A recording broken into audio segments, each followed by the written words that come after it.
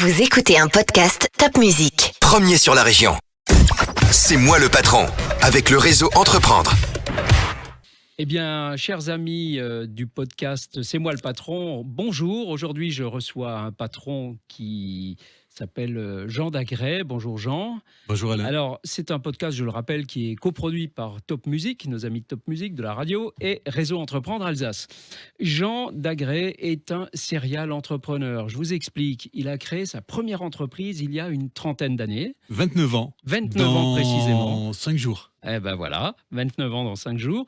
Et puis, il ne s'arrête pas là, puisque à 60 ans, presque 60 ans, il crée une deuxième entreprise, une start-up, qui s'appelle, Jean, vous allez nous le dire, Bilobé. Exactement, qui s'appelle Bilobé. Et alors, j'ai 58 ans. Ah ouais, je l'ai vieilli un peu. Là. Et elle s'appelle Bilobé, tout à fait. Voilà, alors...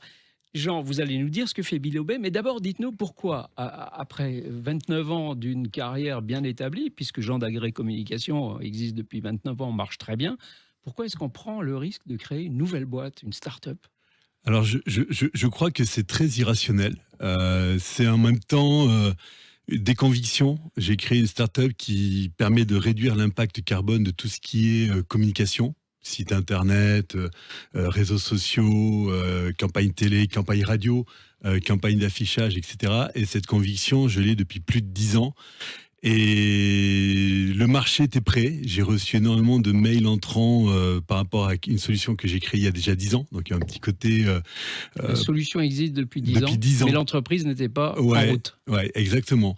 Et suite à beaucoup de demandes, donc j'ai relancé la start-up, et c'est une sorte de seconde vie, parce qu'en plus, c'est deux métiers qui n'ont rien à voir. Une agence, l'économie traditionnelle et la start-up demandent deux logiciels différents. Donc c'est très intéressant. Je recommande à tous les entrepreneurs de se lancer si un jour ils ont l'opportunité dans l'aventure d'une start-up, parce que c'est un autre monde. Ah, c'est un autre monde, on découvre des choses nouvelles. Ouais.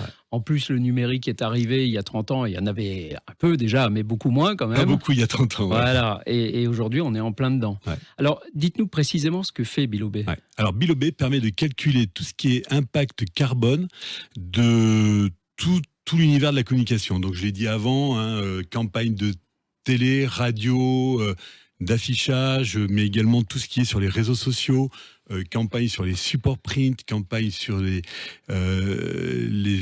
plateformes de type Deezer, Netflix, etc. Y compris les podcasts de Top Musique. Y compris les podcasts. On pourrait très bien calculer l'impact carbone du podcast qu'on est en train de réaliser maintenant, mais également calculer l'impact carbone de toute la radio. Ça serait tout à fait envisageable. Et donc, Bilobé permet de faire ce calcul-là sur la verticalité du métier. C'est-à-dire, on part de la conception, j'ai envie de dire presque la page blanche, jusqu'à la diffusion, donc qui inclut en général le plan média ou des fois du hors média type toute boîte ou autre. Mais voilà, donc, et on passe par la production. Donc on est capable de calculer l'impact carbone d'une production d'un spot télé, d'un spot radio, d'un magazine par l'intermédiaire du print, etc. Vous êtes tout à fait dans l'air du temps, puisqu'aujourd'hui, il s'agit de la réduire, cette empreinte carbone, et tous les moyens sont bons pour y arriver. J'imagine que les dizaines de mails que vous recevez, c'est parce que les entreprises veulent aussi se donner bonne conscience d'une certaine manière. Alors, je pense que c'est un mélange de plusieurs facteurs. Il y a, je pense aussi une réflexion profonde. Alors, on reçoit des mails plutôt de très gros groupes. Et c'est plutôt une réflexion sur une démarche globale de l'entreprise, sur la RSE. Il y a un côté bonne conscience, mais il y a aussi une pression des citoyens qui veulent plus de transparence, qui veulent plus d'informations sur comment sont produits les produits vendus ou les services vendus par les entreprises. Et jusqu'à maintenant, toutes ces entreprises sont dans des démarches RSE pour les plus grands groupes depuis des années. Par contre, la communication était un peu le parent pauvre. C'était ce qu'on appelle un équivalent budgétaire. Donc, les cabinets carbone disaient le budget com, c'est combien ? X millions d'euros, donc c'est X tonnes de carbone. Bilobé permet d'avoir un vrai score sur lequel on peut agir, et c'est ça qui intéresse beaucoup nos clients. Vos clients, justement, parlons-en, ce sont des grands groupes, vous l'avez dit, mais aussi, j'imagine, des PME, voire des TPE, qui se lancent dans une campagne de com. Alors, nous avons... clairement, on travaille pour Cartier aujourd'hui, pour qui on fait calcul carbone sur 4 campagnes monde. On travaille pour des groupes comme la Maïf, comme Volvic, mais on travaille également avec des PME ou des startups qui se lancent aussi, comme Shine par exemple, qui est une banque en ligne, et qu'on accompagne sur sur leur calcul des émissions de carbone, sur la com. Aujourd'hui, quand même, la plupart de nos demandes viennent de très très grands groupes. Très grands groupes, très qui grands ont groupes. décidé d'être très Ouais. RSE, si je puis résumer ainsi. Exactement. Jean, vous êtes entrepreneur depuis 29 ans, vous vous relancez maintenant.